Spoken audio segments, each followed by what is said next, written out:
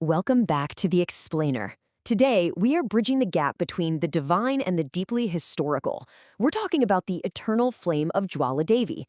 And this isn't just some dusty story pulled from ancient texts. We're going on a journey from epic, cosmic, mythological battles that literally shook the heavens, all the way down to a physical, historical mystery that you can travel to and see with your own two eyes today.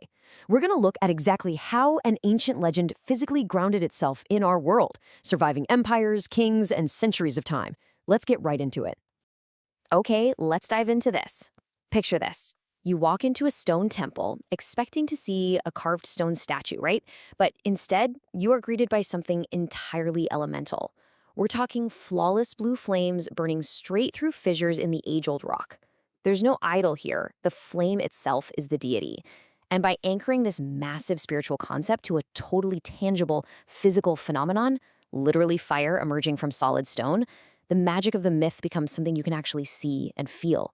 But to understand why this flame is so sacred, we really have to go back to the very beginning. So that brings us to Chapter 1, the first Shakti, a cosmic battle. Every great myth starts with a massive conflict, right? Ancient legends tell us of this really chaotic era where demons were relentlessly harassing the gods up in the towering peaks of the Himalayas, just constantly disrupting the cosmic order. Well, the gods couldn't take it anymore. Led by Lord Vishnu, they decided to mount a massive divine counterattack to wipe these demons out once and for all. But here's the cool part. They didn't just pick up standard weapons. Instead, they pulled their immense divine strengths together.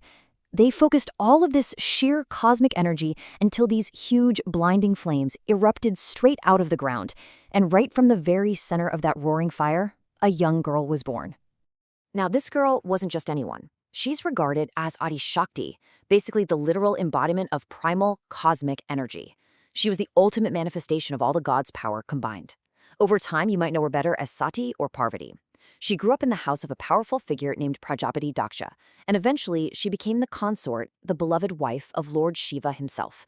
Think about that. She was the universe's absolute most powerful force, born of fire, wedded to the destroyer of worlds. Moving on to Chapter 2, Origin of the Shaktipeeths. Tragedy strikes. This is where the story takes a super dark and honestly deeply sorrowful turn. It all starts with an unthinkable tragedy. Sati's father, Daksha, deeply and very publicly insulted Lord Shiva. And Sati, completely unable to bear this profound disrespect to her husband, tragically took her own life. When Shiva found out, his grief and rage knew absolutely no bounds. For days, he literally stalked through the three worlds carrying Sati's lifeless body. His sorrow was so intense it was threatening to unravel the very fabric of the universe. The other gods were absolutely trembling. They knew they had to stop him before existence itself just ended. So in the crucial hour, they appealed to Lord Vishnu for help. Stepping in, Vishnu let fly a volley of divine arrows that struck Sati's body, severing it into pieces. And as the centuries rolled onward, a really beautiful legacy emerged from all this trauma. At the exact places where the pieces of Sati's body fell to earth, the 51 sacred Shaktipeeths came into being, these incredibly holy sites of immense spiritual power. So the crucial point is right here. This is where the myth actually grounds itself in reality. Out of those 51 sacred locations scattered all across the land, Sati's tongue fell at Jwala, sitting at a very specific geographic elevation of 610 meters. It's at this exact physical location that the goddess manifests as those tiny, flawless blue flames we talked about earlier. The myth is literally fused right into the topography of the mountains. Which brings us to Chapter 3, Discovery of the Flame, the Human Realm. Let's completely shift gears for a second. We're moving from the towering grief of gods down to just a humble cowherd centuries later. A guy who was honestly just trying to figure out why his cow was always out of milk. During his first encounter, he followed his cow deep into the forest and saw this mysterious young girl step out, drink the milk, and then just vanish in a flash of light. Completely startled, he runs and tells the local king. Now, the king actually already knew the ancient legend of Sasi's ton, so he went searching the forest, but came up entirely empty-handed.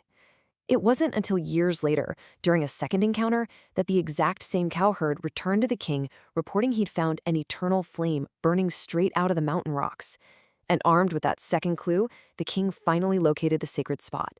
After having a really profound darshan, a holy vision of the flame, Raja Bhumi Chand built the very first temple on that site, and he set up priests to maintain regular worship. But the temple's history just kept growing richer over time. In fact, there's a beautiful local folk song, Bunjan Punjan Pandavan, Tara Bhavan Banaya, which claims that the legendary Pandavas, yeah, the ones from the epic Mahabharata, came much later and renovated the temple themselves. It just adds all these amazing layers of cultural and historical significance to this one incredible site. Let's move to Chapter 4 and see how this builds. Akbar and the Goddess, Historical Encounters. So the story obviously doesn't stay trapped in ancient folklore forever. It marches right into recorded history.